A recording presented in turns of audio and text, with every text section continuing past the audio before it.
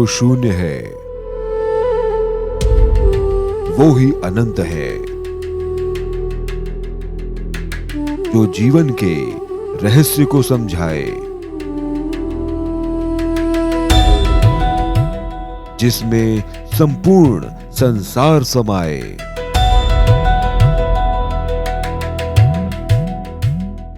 वो ही पूर्ण गुरु कहलाए।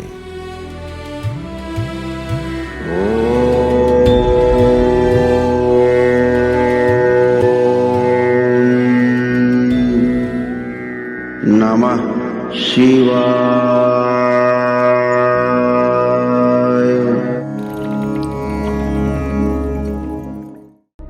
जीवन, मृत्यु और मोक्ष का विज्ञान। आखिर क्यों दुखी है इंसान? परमानंद की यात्रा पर व्यक्ति भ्रमित और मौन क्यों? पूर्ण गुरु श्री करौली शंकर महादेव जी के विचारों पर आधारित।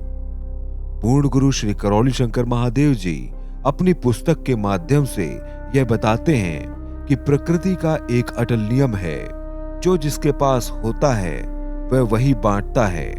एक सुखी व्यक्ति अपने चारों तरफ सुख बिखेरता है और एक दुखी व्यक्ति ना चाहते हुए भी सिर्फ दुख ही बांट सकता है। हम अक्सर सोचते हैं कि हमारे जीवन के कष्ट बाहर से आ रहे हैं, लेकिन क्या हो अगर गुरुदेव आपसे कहें ये कष्ट हमारे ही भीतर और यहाँ तक कि हमारे बीत चुके पूर्वजों के अतृप्त भावों से जुड़े हैं। पूर्णता की इस यात्रा के माध्यम से जानेंगे कि आखिर कैसे विज्ञान शरीर को तो ठीक कर सकता है, लेकिन मन की शांति और आत्मा की मुक्ति का रास्ता कहीं और है। आज का आधुनिक विज्ञान अद्भुत है। इसने हमारे शरीर के लिए दवाइयां खोजी, सुख सुविधाएं दी।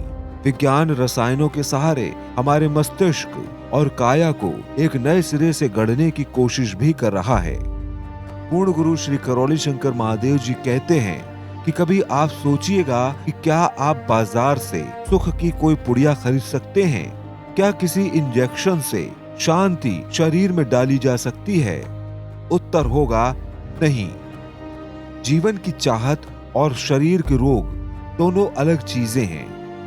हम भौतिक विधियों से, दवाइयों से शरीर को कुछ पल की राहत तो दे सकते हैं, लेकिन आंतरिक जीवन उससे संतुष्ट नहीं होता। यही कारण है कि आज लगभग हर व्यक्ति द्वंद्व में है। हर परिवार समस्याग्रस्त है। हमने बाहरी दुनिया तो जीत ली, लेकिन भीतर का युद्ध हार रहे हैं। सोचिए, नासमझी और द्वंद्व के कारण ही तो आज मानव ने पूरी पृथ्वी को प्रदूषित कर दिया है, बीमार कर दिया है, और यह सब केवल सुख और कष्ट मुक्ति के नाम पर ही किया गया है और अभी भी किया जा रहा है।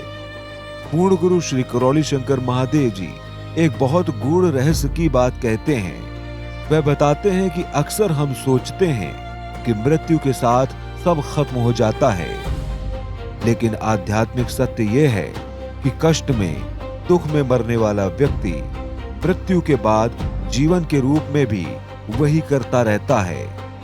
जब शरीर छूटता है तो लोभ, लालच, द्वेष और शत्रुता खत्म नहीं होती। वह ऊर्जा, वह अतृप्त आत्मा अपनी इच्छाओं की पूर्ति के लिए अपने ही वंश के किसी नजदीकी संबंधी के मस्तिष्क पर हावी हो जाती है, क्योंकि जब उनके पास शरीर नहीं है, पहचान नहीं है, इसलिए उन्हें मान मर्यादा का डर नहीं होता।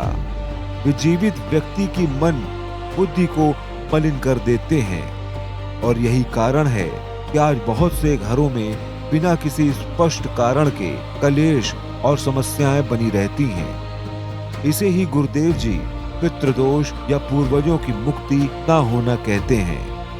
अब लोगों का यह प्रश्न होगा कि इसका समाधान क्या है? क्या हम असहाय हैं? बिल्कुल नहीं, समाधान है।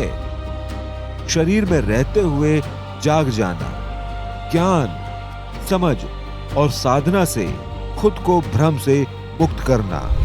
पूर्ण गुरु श्री करौली शंकर महादेव जी बताते हैं कि दुनिया के बड़े बड़े विज्ञानी और विचारक भी अब इस शक्ति को स्वीकार रहे हैं। प्रसिद्ध लेखक युवाल नोआ हरारी, जो एक भौतिकवादी विचारक माने जाते हैं, वे भी अपनी सफलता का श्रेय विपश्यना ध्यान को देते हैं।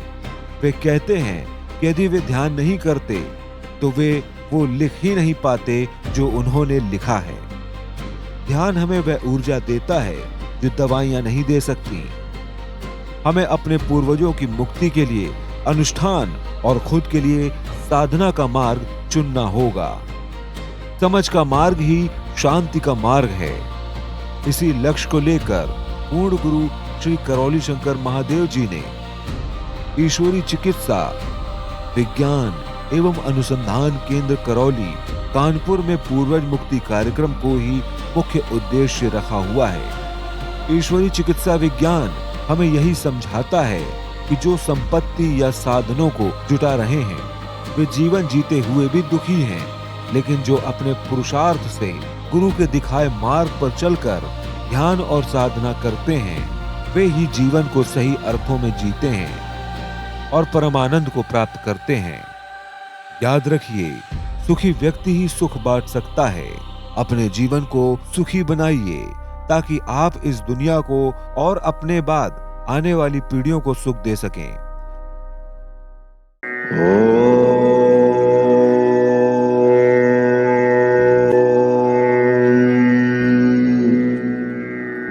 आनंद टीवी से जुड़ने के लिए आप हमें व्हाट्सएप करें 9277395752 पर।